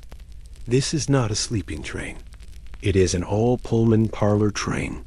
The interior is a riot of Trianon gray and cream, with individual armchairs instead of bench seats. It is exceptionally civilized. You drink tea from bone china cups, served by stewards in white jackets, who manage to look disdainful of the rain outside. You glide through the Kentish countryside, past hop fields and oast houses, feeling very smug about your life choices. And then you hit Dover. The train stops at the grim, windswept edge of the White Cliffs. The luxury bubble bursts. You have to get off. You, the porters, and your heavy leather trunks are herded out into the salt spray. You walk down a gangway onto a ferry. Now, the English Channel is not a polite body of water. It is a turbulent, temperamental strip of sea that has destroyed Spanish armadas and humiliated the stomachs of kings. It is choppy, gray, and cold. You board the steamer. If you are wealthy, you retreat to a private cabin or the first-class saloon, ordering a brandy to settle your nerves. If you are less wealthy, you find a bench on the deck and pray. The ship leaves the harbor, and immediately the horizon begins to tilt. Up, down, left, right. Here is a mainstream historical fact. The connection between London and the Continental Orient Express was a critical part of the route's success, but it was physically severed by the sea. For decades, there was no bridge and no tunnel. The glamour of the journey had a rigid intermission where the aristocrats of the rail became victims of the tide. The ferry ride took about an hour and a half, which is exactly long enough to regret every meal you've eaten in the last 24 hours. You watch your fellow passengers. The stoic British diplomat turns a shade of pale green that clashes with his tie. The French fashionista clutches her hat and her stomach simultaneously. The Golden Arrow experience dissolves into a collective groan of nausea. It is the great leveler. You cannot look dignified while holding a sick bag. But technology eventually tried to solve this. This brings us to a quirky tidbit. In 1936, a service called the night ferry was introduced. This was a marvel of engineering. The sleeping cars were shunted onto a specialized ferry with tracks on its deck. If you booked the night ferry, you got on the train in London, went to sleep in your bunk, and while you dreamed, the entire train carriage was rolled onto a boat, sailed across the channel, and rolled off in Dunkirk. You woke up in France without ever having faced the sea air. The ship's captain had to carefully manage the ballast tanks to keep the vessel level as the heavy trains were loaded, preventing the ship from capsizing in the harbor. However, you are likely on the day service, which means you are walking. You endure the crossing. The white cliffs fade. The gray coast of France appears. You stagger off the boat in Calais, windblown and slightly damp. And there it is. Waiting on the quay, hissing steam into the cool French air, is the real train. The Simplon Orient Express. It is stunning. The carriages are painted a deep, midnight blue with gold lettering. Compagnie Internationale des Wagenslits E.T., des Grands Express Européens. It looks like a royal procession. The sheer length of the name on the side of the car is enough to make you feel important. You climb aboard. The transition is instantaneous. You leave the smell of salt and diesel behind and are enveloped once again in the scent of mahogany, beeswax, and coal smoke. The heating is on. The steward is waiting to take your coat. The nausea fades, replaced by the thrill of the continent. Historians still argue about the semantics of this leg. Purists claim that the Orient Express only truly begins in Paris or Calais, and the London leg is merely a feeder service, a pre-show to the main event. Others argue that for the British imagination, which fueled much of the train's mythology through literature and film. The journey psychologically began at Victoria Station, and the ferry was just a watery bridge. Was the Golden Arrow part of the brand, or just a fancy taxi to the real train?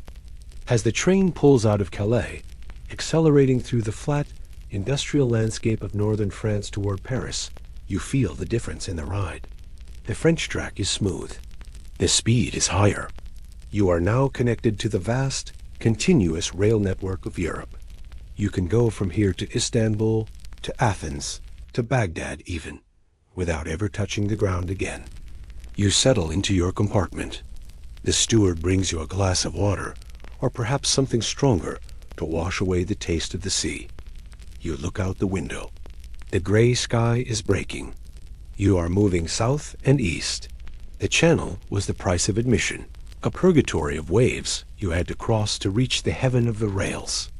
The train gathers speed, the blue carriages blurring against the green fields.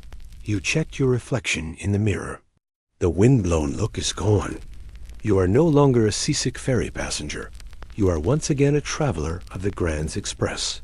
The Golden Arrow was nice, but this blue steel snake winding its way toward the Bosphorus is the legend. The sun has risen, or at least the gray mist outside the window has brightened enough to suggest that it is morning.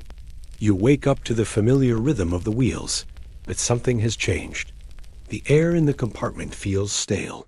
You have been sleeping in a small, enclosed wooden box for 8 hours, breathing recirculated air mixed with the lingering scent of last night's cigar smoke and the coal dust that inevitably finds its way through the window seals. You feel gritty. It is time to face the morning ritual. In a modern hotel, this would involve a long, hot shower with high-pressure water and fluffy towels. On the Orient Express, personal hygiene is a negotiation between vanity and physics. You sit up and look at the beautiful mahogany cabinet in the corner of the compartment. It looks like a writing desk or a high-end drinks cabinet. You unlock the double doors and swing them open. Inside, nestled like a pearl in an oyster, is a porcelain wash basin. This is your bathroom. There is no shower. There is no bathtub. For the entire 3-day journey across the continent, this 12-inch bowl is the only thing standing between you and total squalor. You turn the tap. The water pressure is gravity-fed from a tank hidden in the roof of the carriage. It sputters at first, coughing out a bit of air, before settling into a modest stream. The water is potable, ostensibly, but you probably shouldn't drink it. You cup your hands and splash your face. Now, here is the challenge. The train is moving at 60 miles per hour. The water in the basin does not sit still. It sloshes. It creates a miniature tidal system, swaying from left to right in perfect sync with the boogies. You have to time your washing. You dip your washcloth when the tide is high on the right, and scrub your face before the water rushes to the left. If you mistime it, or if the train hits a switch point, the water jumps out of the bowl and lands on your silk pajamas. It is a wet, cold wake-up call. Here is a mainstream historical fact. The design of these wash basin cabinets, often referred to as lavabos, was a marvel of space-saving engineering. They were usually designed by prestigious firms like Waring and Gillow. The wastewater didn't go into a holding tank. When you pulled the plug, it drained directly through a pipe and onto the tracks below. You are essentially pouring your soapy water onto the landscape of whatever country you happen to be passing through. It was the ultimate out-of-sight, out-of-mind plumbing system. You reach for the soap. It is a small round tablet smelling of lavender or rose. You lather up. Since you cannot shower, you are performing the sponge bath, the art of washing the critical areas without soaking the floor. This is where the eau de toilette comes in. On the shelf above the basin, there is likely a bottle of cologne. Maybe it's 4711 or a heavy musk. In the 1920s and 30s, cologne wasn't just a fragrance, it was a hygiene product.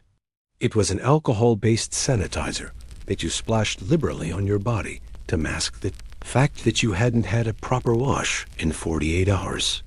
The compartment begins to smell like a lemon grove exploding in a library. Now, for the gentleman, comes the true test of courage: shaving. You lather your face with a brush. You pick up your straight razor, a blade that is essentially a very sharp, open knife. You look in the mirror. The mirror is vibrating. Your face is vibrating. The hand holding the knife is vibrating. You have to enter a zen-like state of anticipation. You watch the rhythm of the train. You wait for the smooth patch of rail. Swipe. You lift the blade. Rattle, rattle, jolt. You wait. Swipe. It is a high-stakes game. A sudden braking maneuver could result in you losing an earlobe. Many men simply gave up and let the stubble grow, or they visited the barber if the train was fancy enough to have one, though this was rare on the standard commercial runs. But for the true gentleman, appearance is everything. You emerge from the compartment with a smooth chin and perhaps one or two tiny pieces of tissue paper stuck to small nix-battle scars of the morning routine. But what about the other needs? For that, you have to leave your sanctuary. You put on your dressing gown and slippers and step into the corridor. You walk to the end of the carriage. There, you find the WC water closet. It is a small room, usually tiled in an intricate mosaic pattern on the floor, with another mahogany door. Inside is a toilet. But this isn't a modern toilet with a U-bend and a water trap. This is a hopper toilet. Here is a quirky tidbit for you. If you were to look down into the bowl of an early Orient Express toilet while flushing, or even just opening the flap, you would see the ground rushing past at high speed. It was literally a hole in the floor. The draft coming up from the tracks could be quite bracing. This design led to the famous and strictly enforced rule: do not use the toilet while the train is standing in the station. Why? Because if you did, you would be depositing your waste directly onto the platform tracks, right in front of the station master's shoes. It was a rule born of politeness and public health. Historians and sociologists still argue about the impact of these limited hygiene facilities on the concept of luxury. Did the wealthy passengers of the time mind the lack of showers? Some argue that daily full-body bathing was still a relatively new obsession in the early 20th century, and that the upper classes were perfectly content with a basin and a bidet for a few days. Others argue that the grime of the coal smoke made the lack of showers a genuine hardship, one that was simply endured as the price of adventure. You return to your compartment.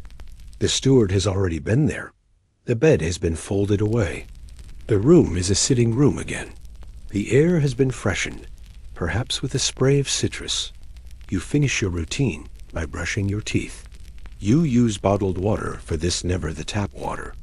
You spit into the basin, watching the foam disappear down the drain to the tracks below. You feel refreshed in a relative sense. You are cleanish. You smell of expensive cologne and toothpaste. You have survived the rattling basin and the vibrating razor. You put on your day clothes, a fresh shirt, a pressed suit. You check your appearance in the full-length mirror on the back of the door. You look the part of the sophisticated traveler. But as you sit down and look out the window at the passing fields, perhaps Hungary or Serbia, I know, you can't help but notice a thin layer of soot already accumulating on the windowsill. The train is a dirty creature. It breathes smoke. It kicks up dust. No matter how much you scrub, the journey leaves its mark on you. You are becoming part of the landscape, covered in the same fine dust that coats the velvet and the mahogany. You rub a smudge of soot from your cuff. It smears. You sigh. This is the reality of the golden age of travel. It is glamorous, yes, but it is also gritty. You are traveling in a jewel box, but the jewel box is being dragged through a chimney. The train rattles on, indifferent to the lines on the map it crosses. But sometimes a train is not just a vehicle. It is a weapon of symbolism. As you sit in the velvet comfort of the lounge car, sipping a brandy and watching the smoke curl from a cigarette, You are riding through the phantom echoes of the darkest moments in the 20th century. The Orient Express wasn't just a bystander to the world wars, it was a participant. And at the center of this drama is a single dining car. Carriage No. 2419D. You have to mentally decouple this carriage from the luxury train for a moment. Imagine it not filled with clinking crystal and laughter, but stripped of its tables, filled with maps, typewriters, and grim-faced generals. It is November 1918. The Great War has ground Europe into a bloody pulp for 4 years. The luxury rail service has been suspended. The beautiful teak cars have been requisitioned or parked in sidings, gathering dust. But one car, a dining car from the Compagnie Internationale des Wagenslits, is towed to a quiet clearing in the forest of Compiègne, north of Paris. The location is the glade of the armistice. It is damp, foggy, and silent, save for the dripping of the autumn leaves. Inside the carriage sits Marshal Ferdinand Foch, the Supreme Allied Commander. Opposite him sit the German representatives. There is no 7-course meal today.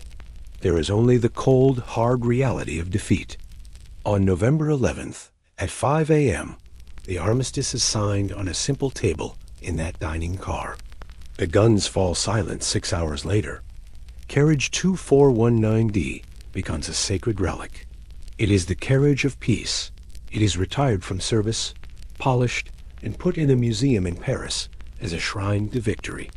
You might think its story ends there, as a dusty exhibit visited by schoolchildren. But history has a nasty habit of rhyming, and revenge is a dish best served on a railway track.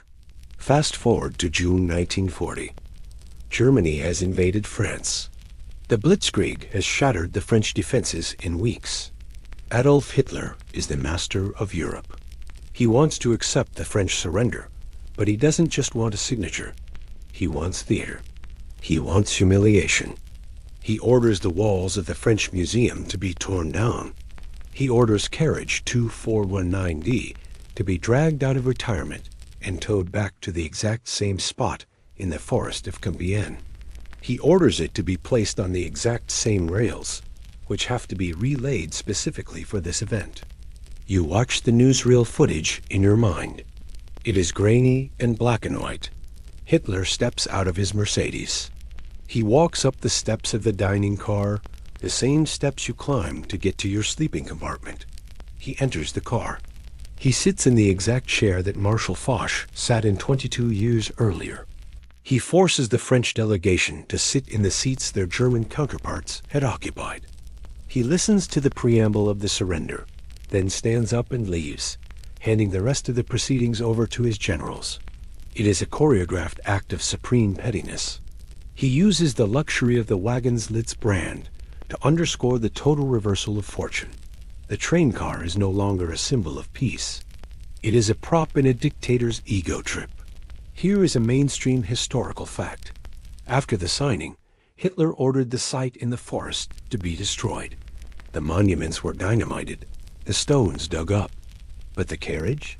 He didn't destroy it. Not yet. He took it to Berlin as a trophy. It was displayed near the Berlin Cathedral, a spoil of war for the German public to gawk at. It was the ultimate souvenir. But as the war turned against Germany, the carriage became a liability.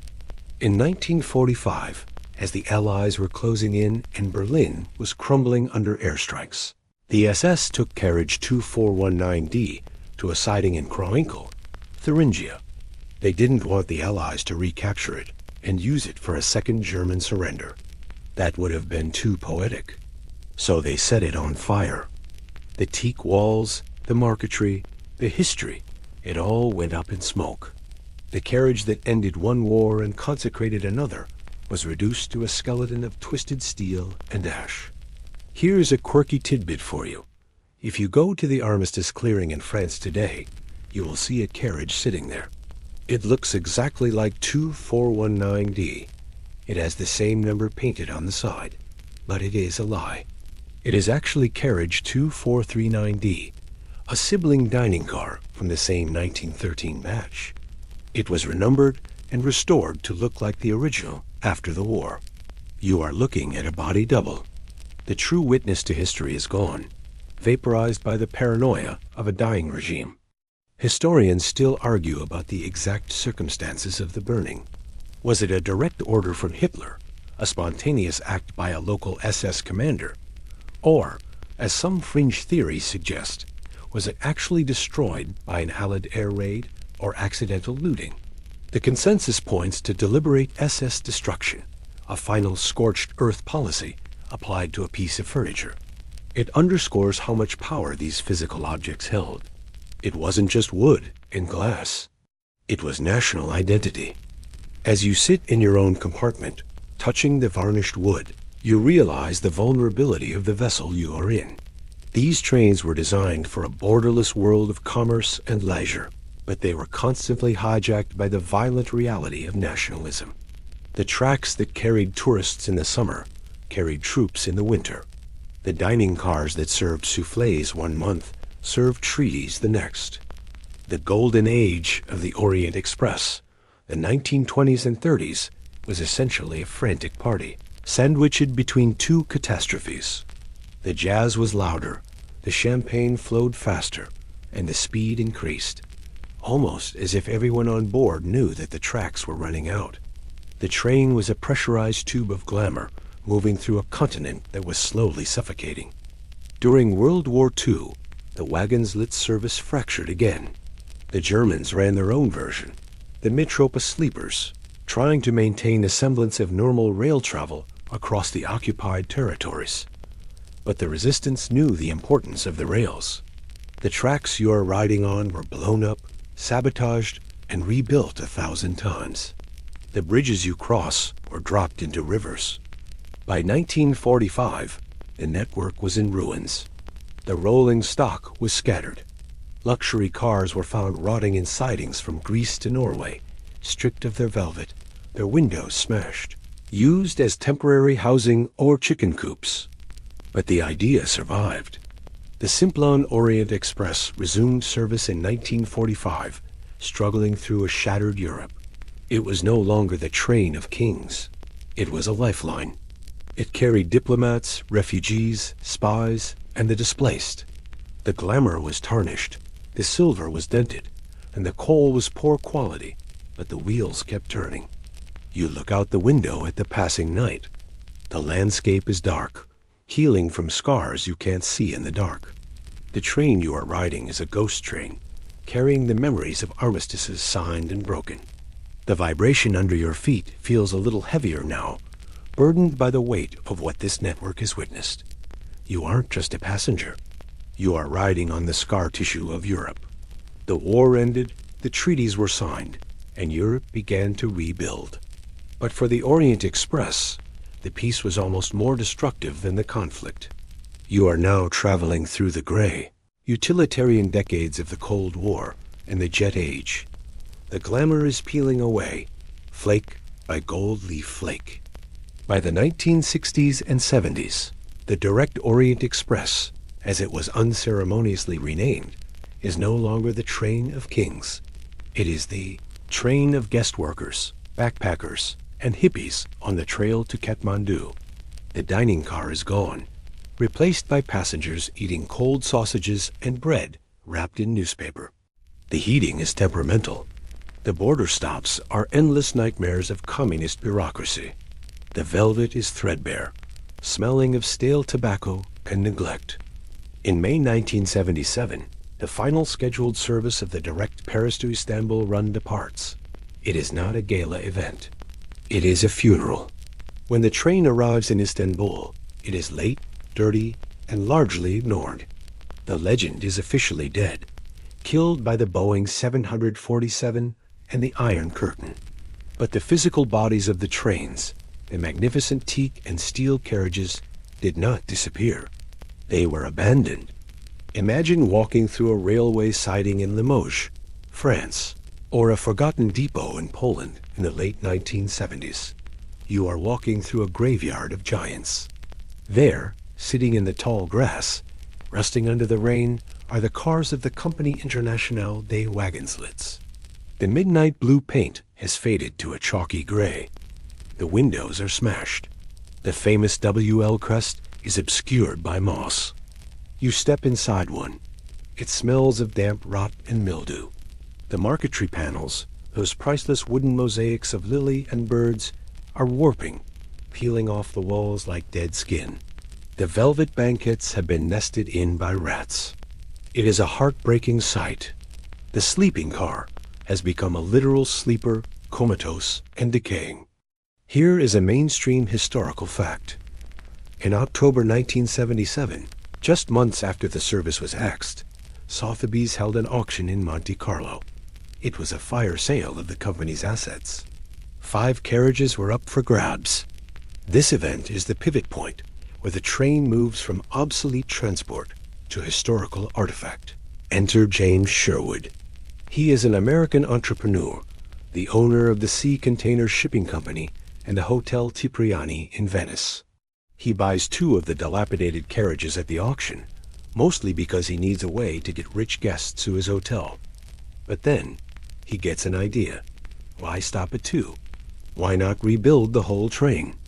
You are now witnessing the most expensive scavenger hunt in history. Sherwood's team scours Europe for lost carriages. They find them in gypsy encampments. They find them serving as garden sheds.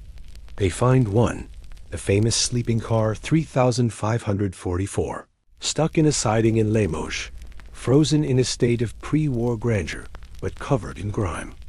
The restoration process is a nightmare of archaeology. You can't just go to IKEA and buy replacement parts. These trains were hand-built.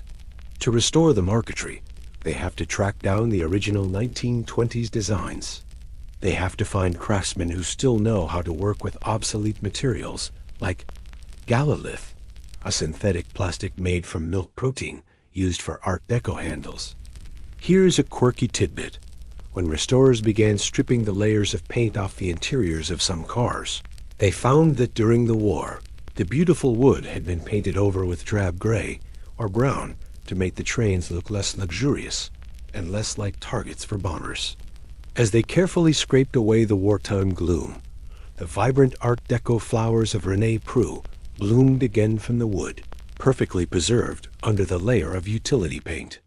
It was like restoring a Rembrandt that someone had used as a dartboard. But this brings us to the ship of Theseus debate. Historians and preservationists still argue about the authenticity of the restored Venice Simplon Orient Express, VSOE.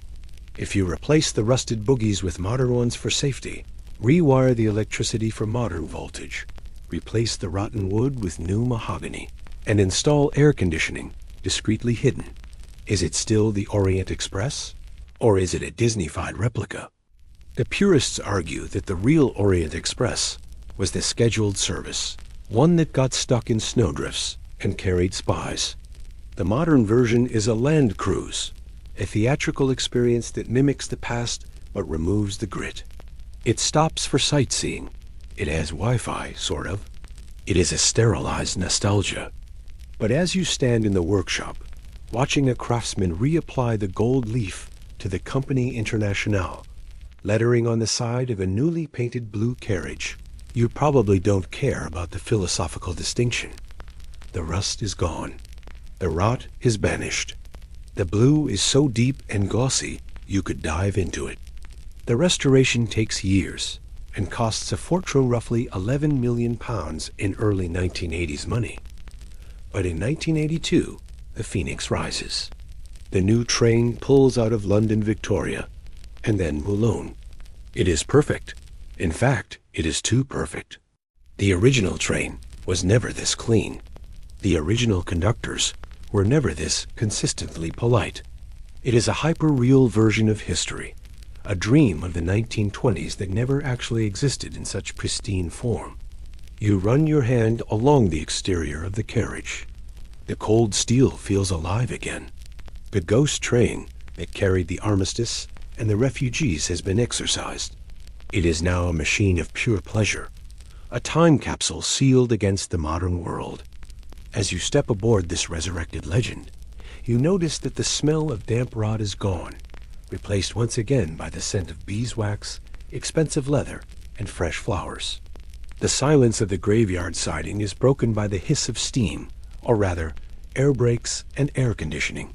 The auction block was not the end. It was the chrysalis.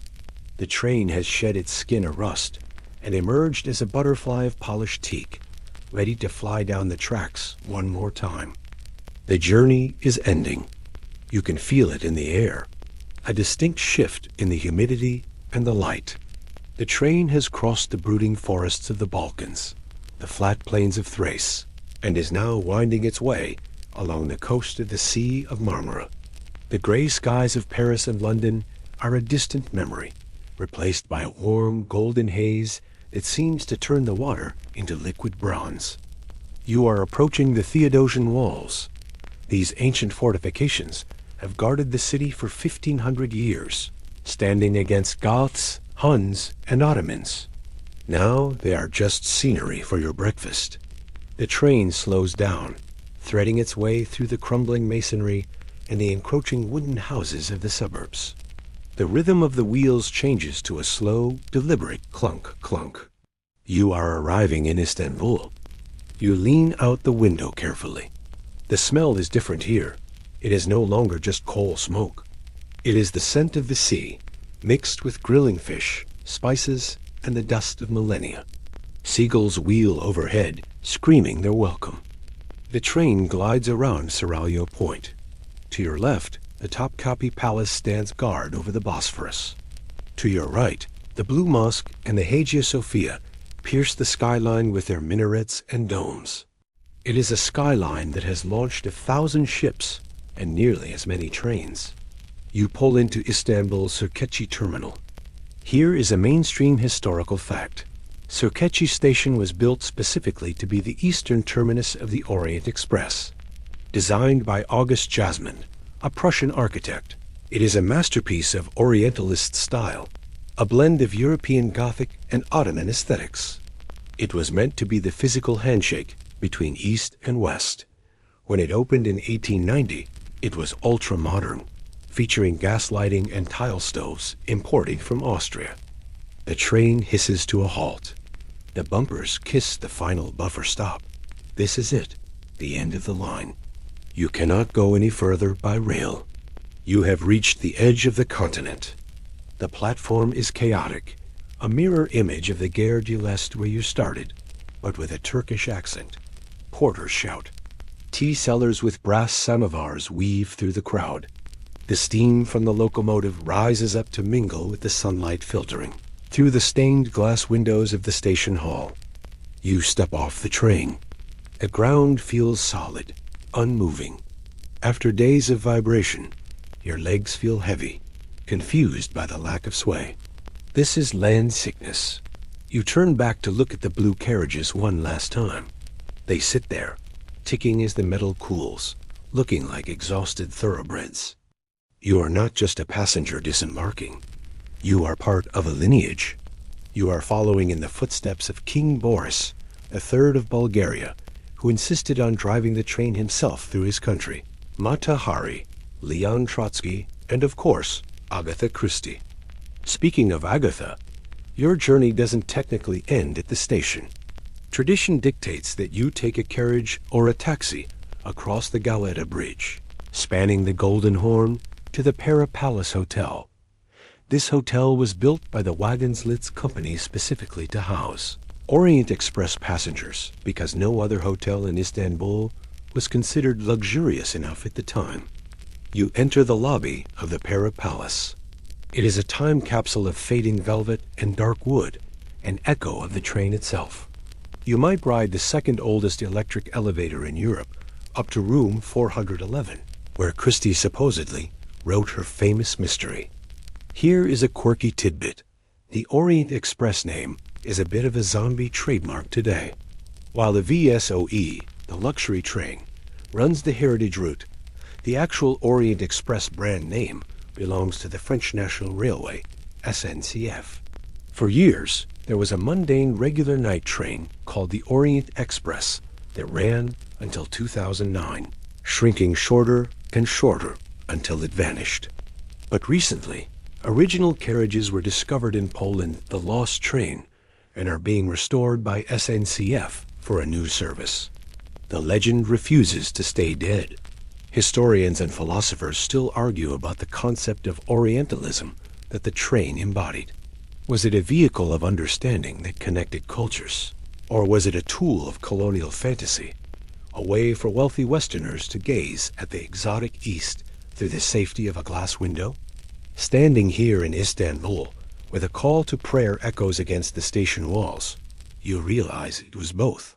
It was a bridge, but a bridge with a first-class ticket price.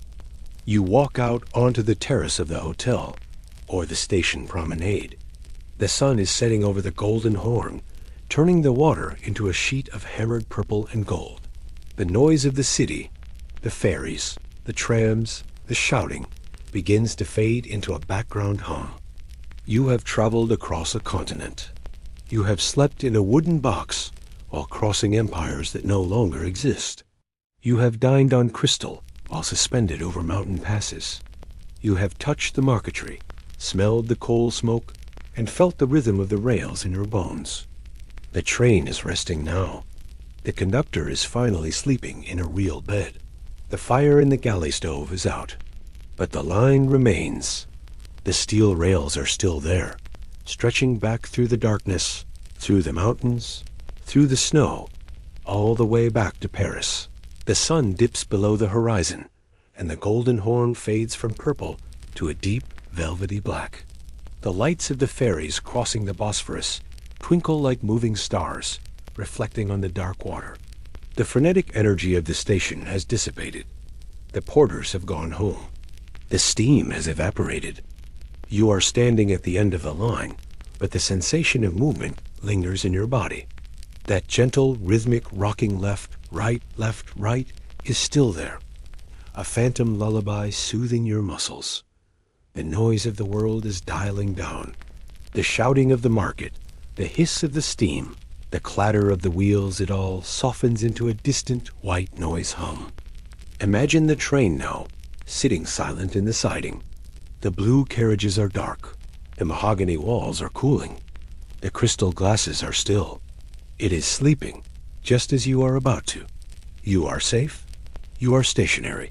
The borders are closed. The passports are stamped. And the journey is complete. There are no more inspections, no more tunnels, no more jolts in the night. You can let go of the handrail. You can sink into the stillness. Let the image of the tracks recede 2 silver lines stretching back into the mist. They will be there tomorrow. But for now, the engine is off. The pressure is released.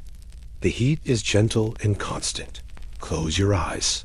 Feel the stillness of the room around you. Deep breath in, slow breath out. The whistle blows one last time, long and low and far away, calling you not to travel, but to rest.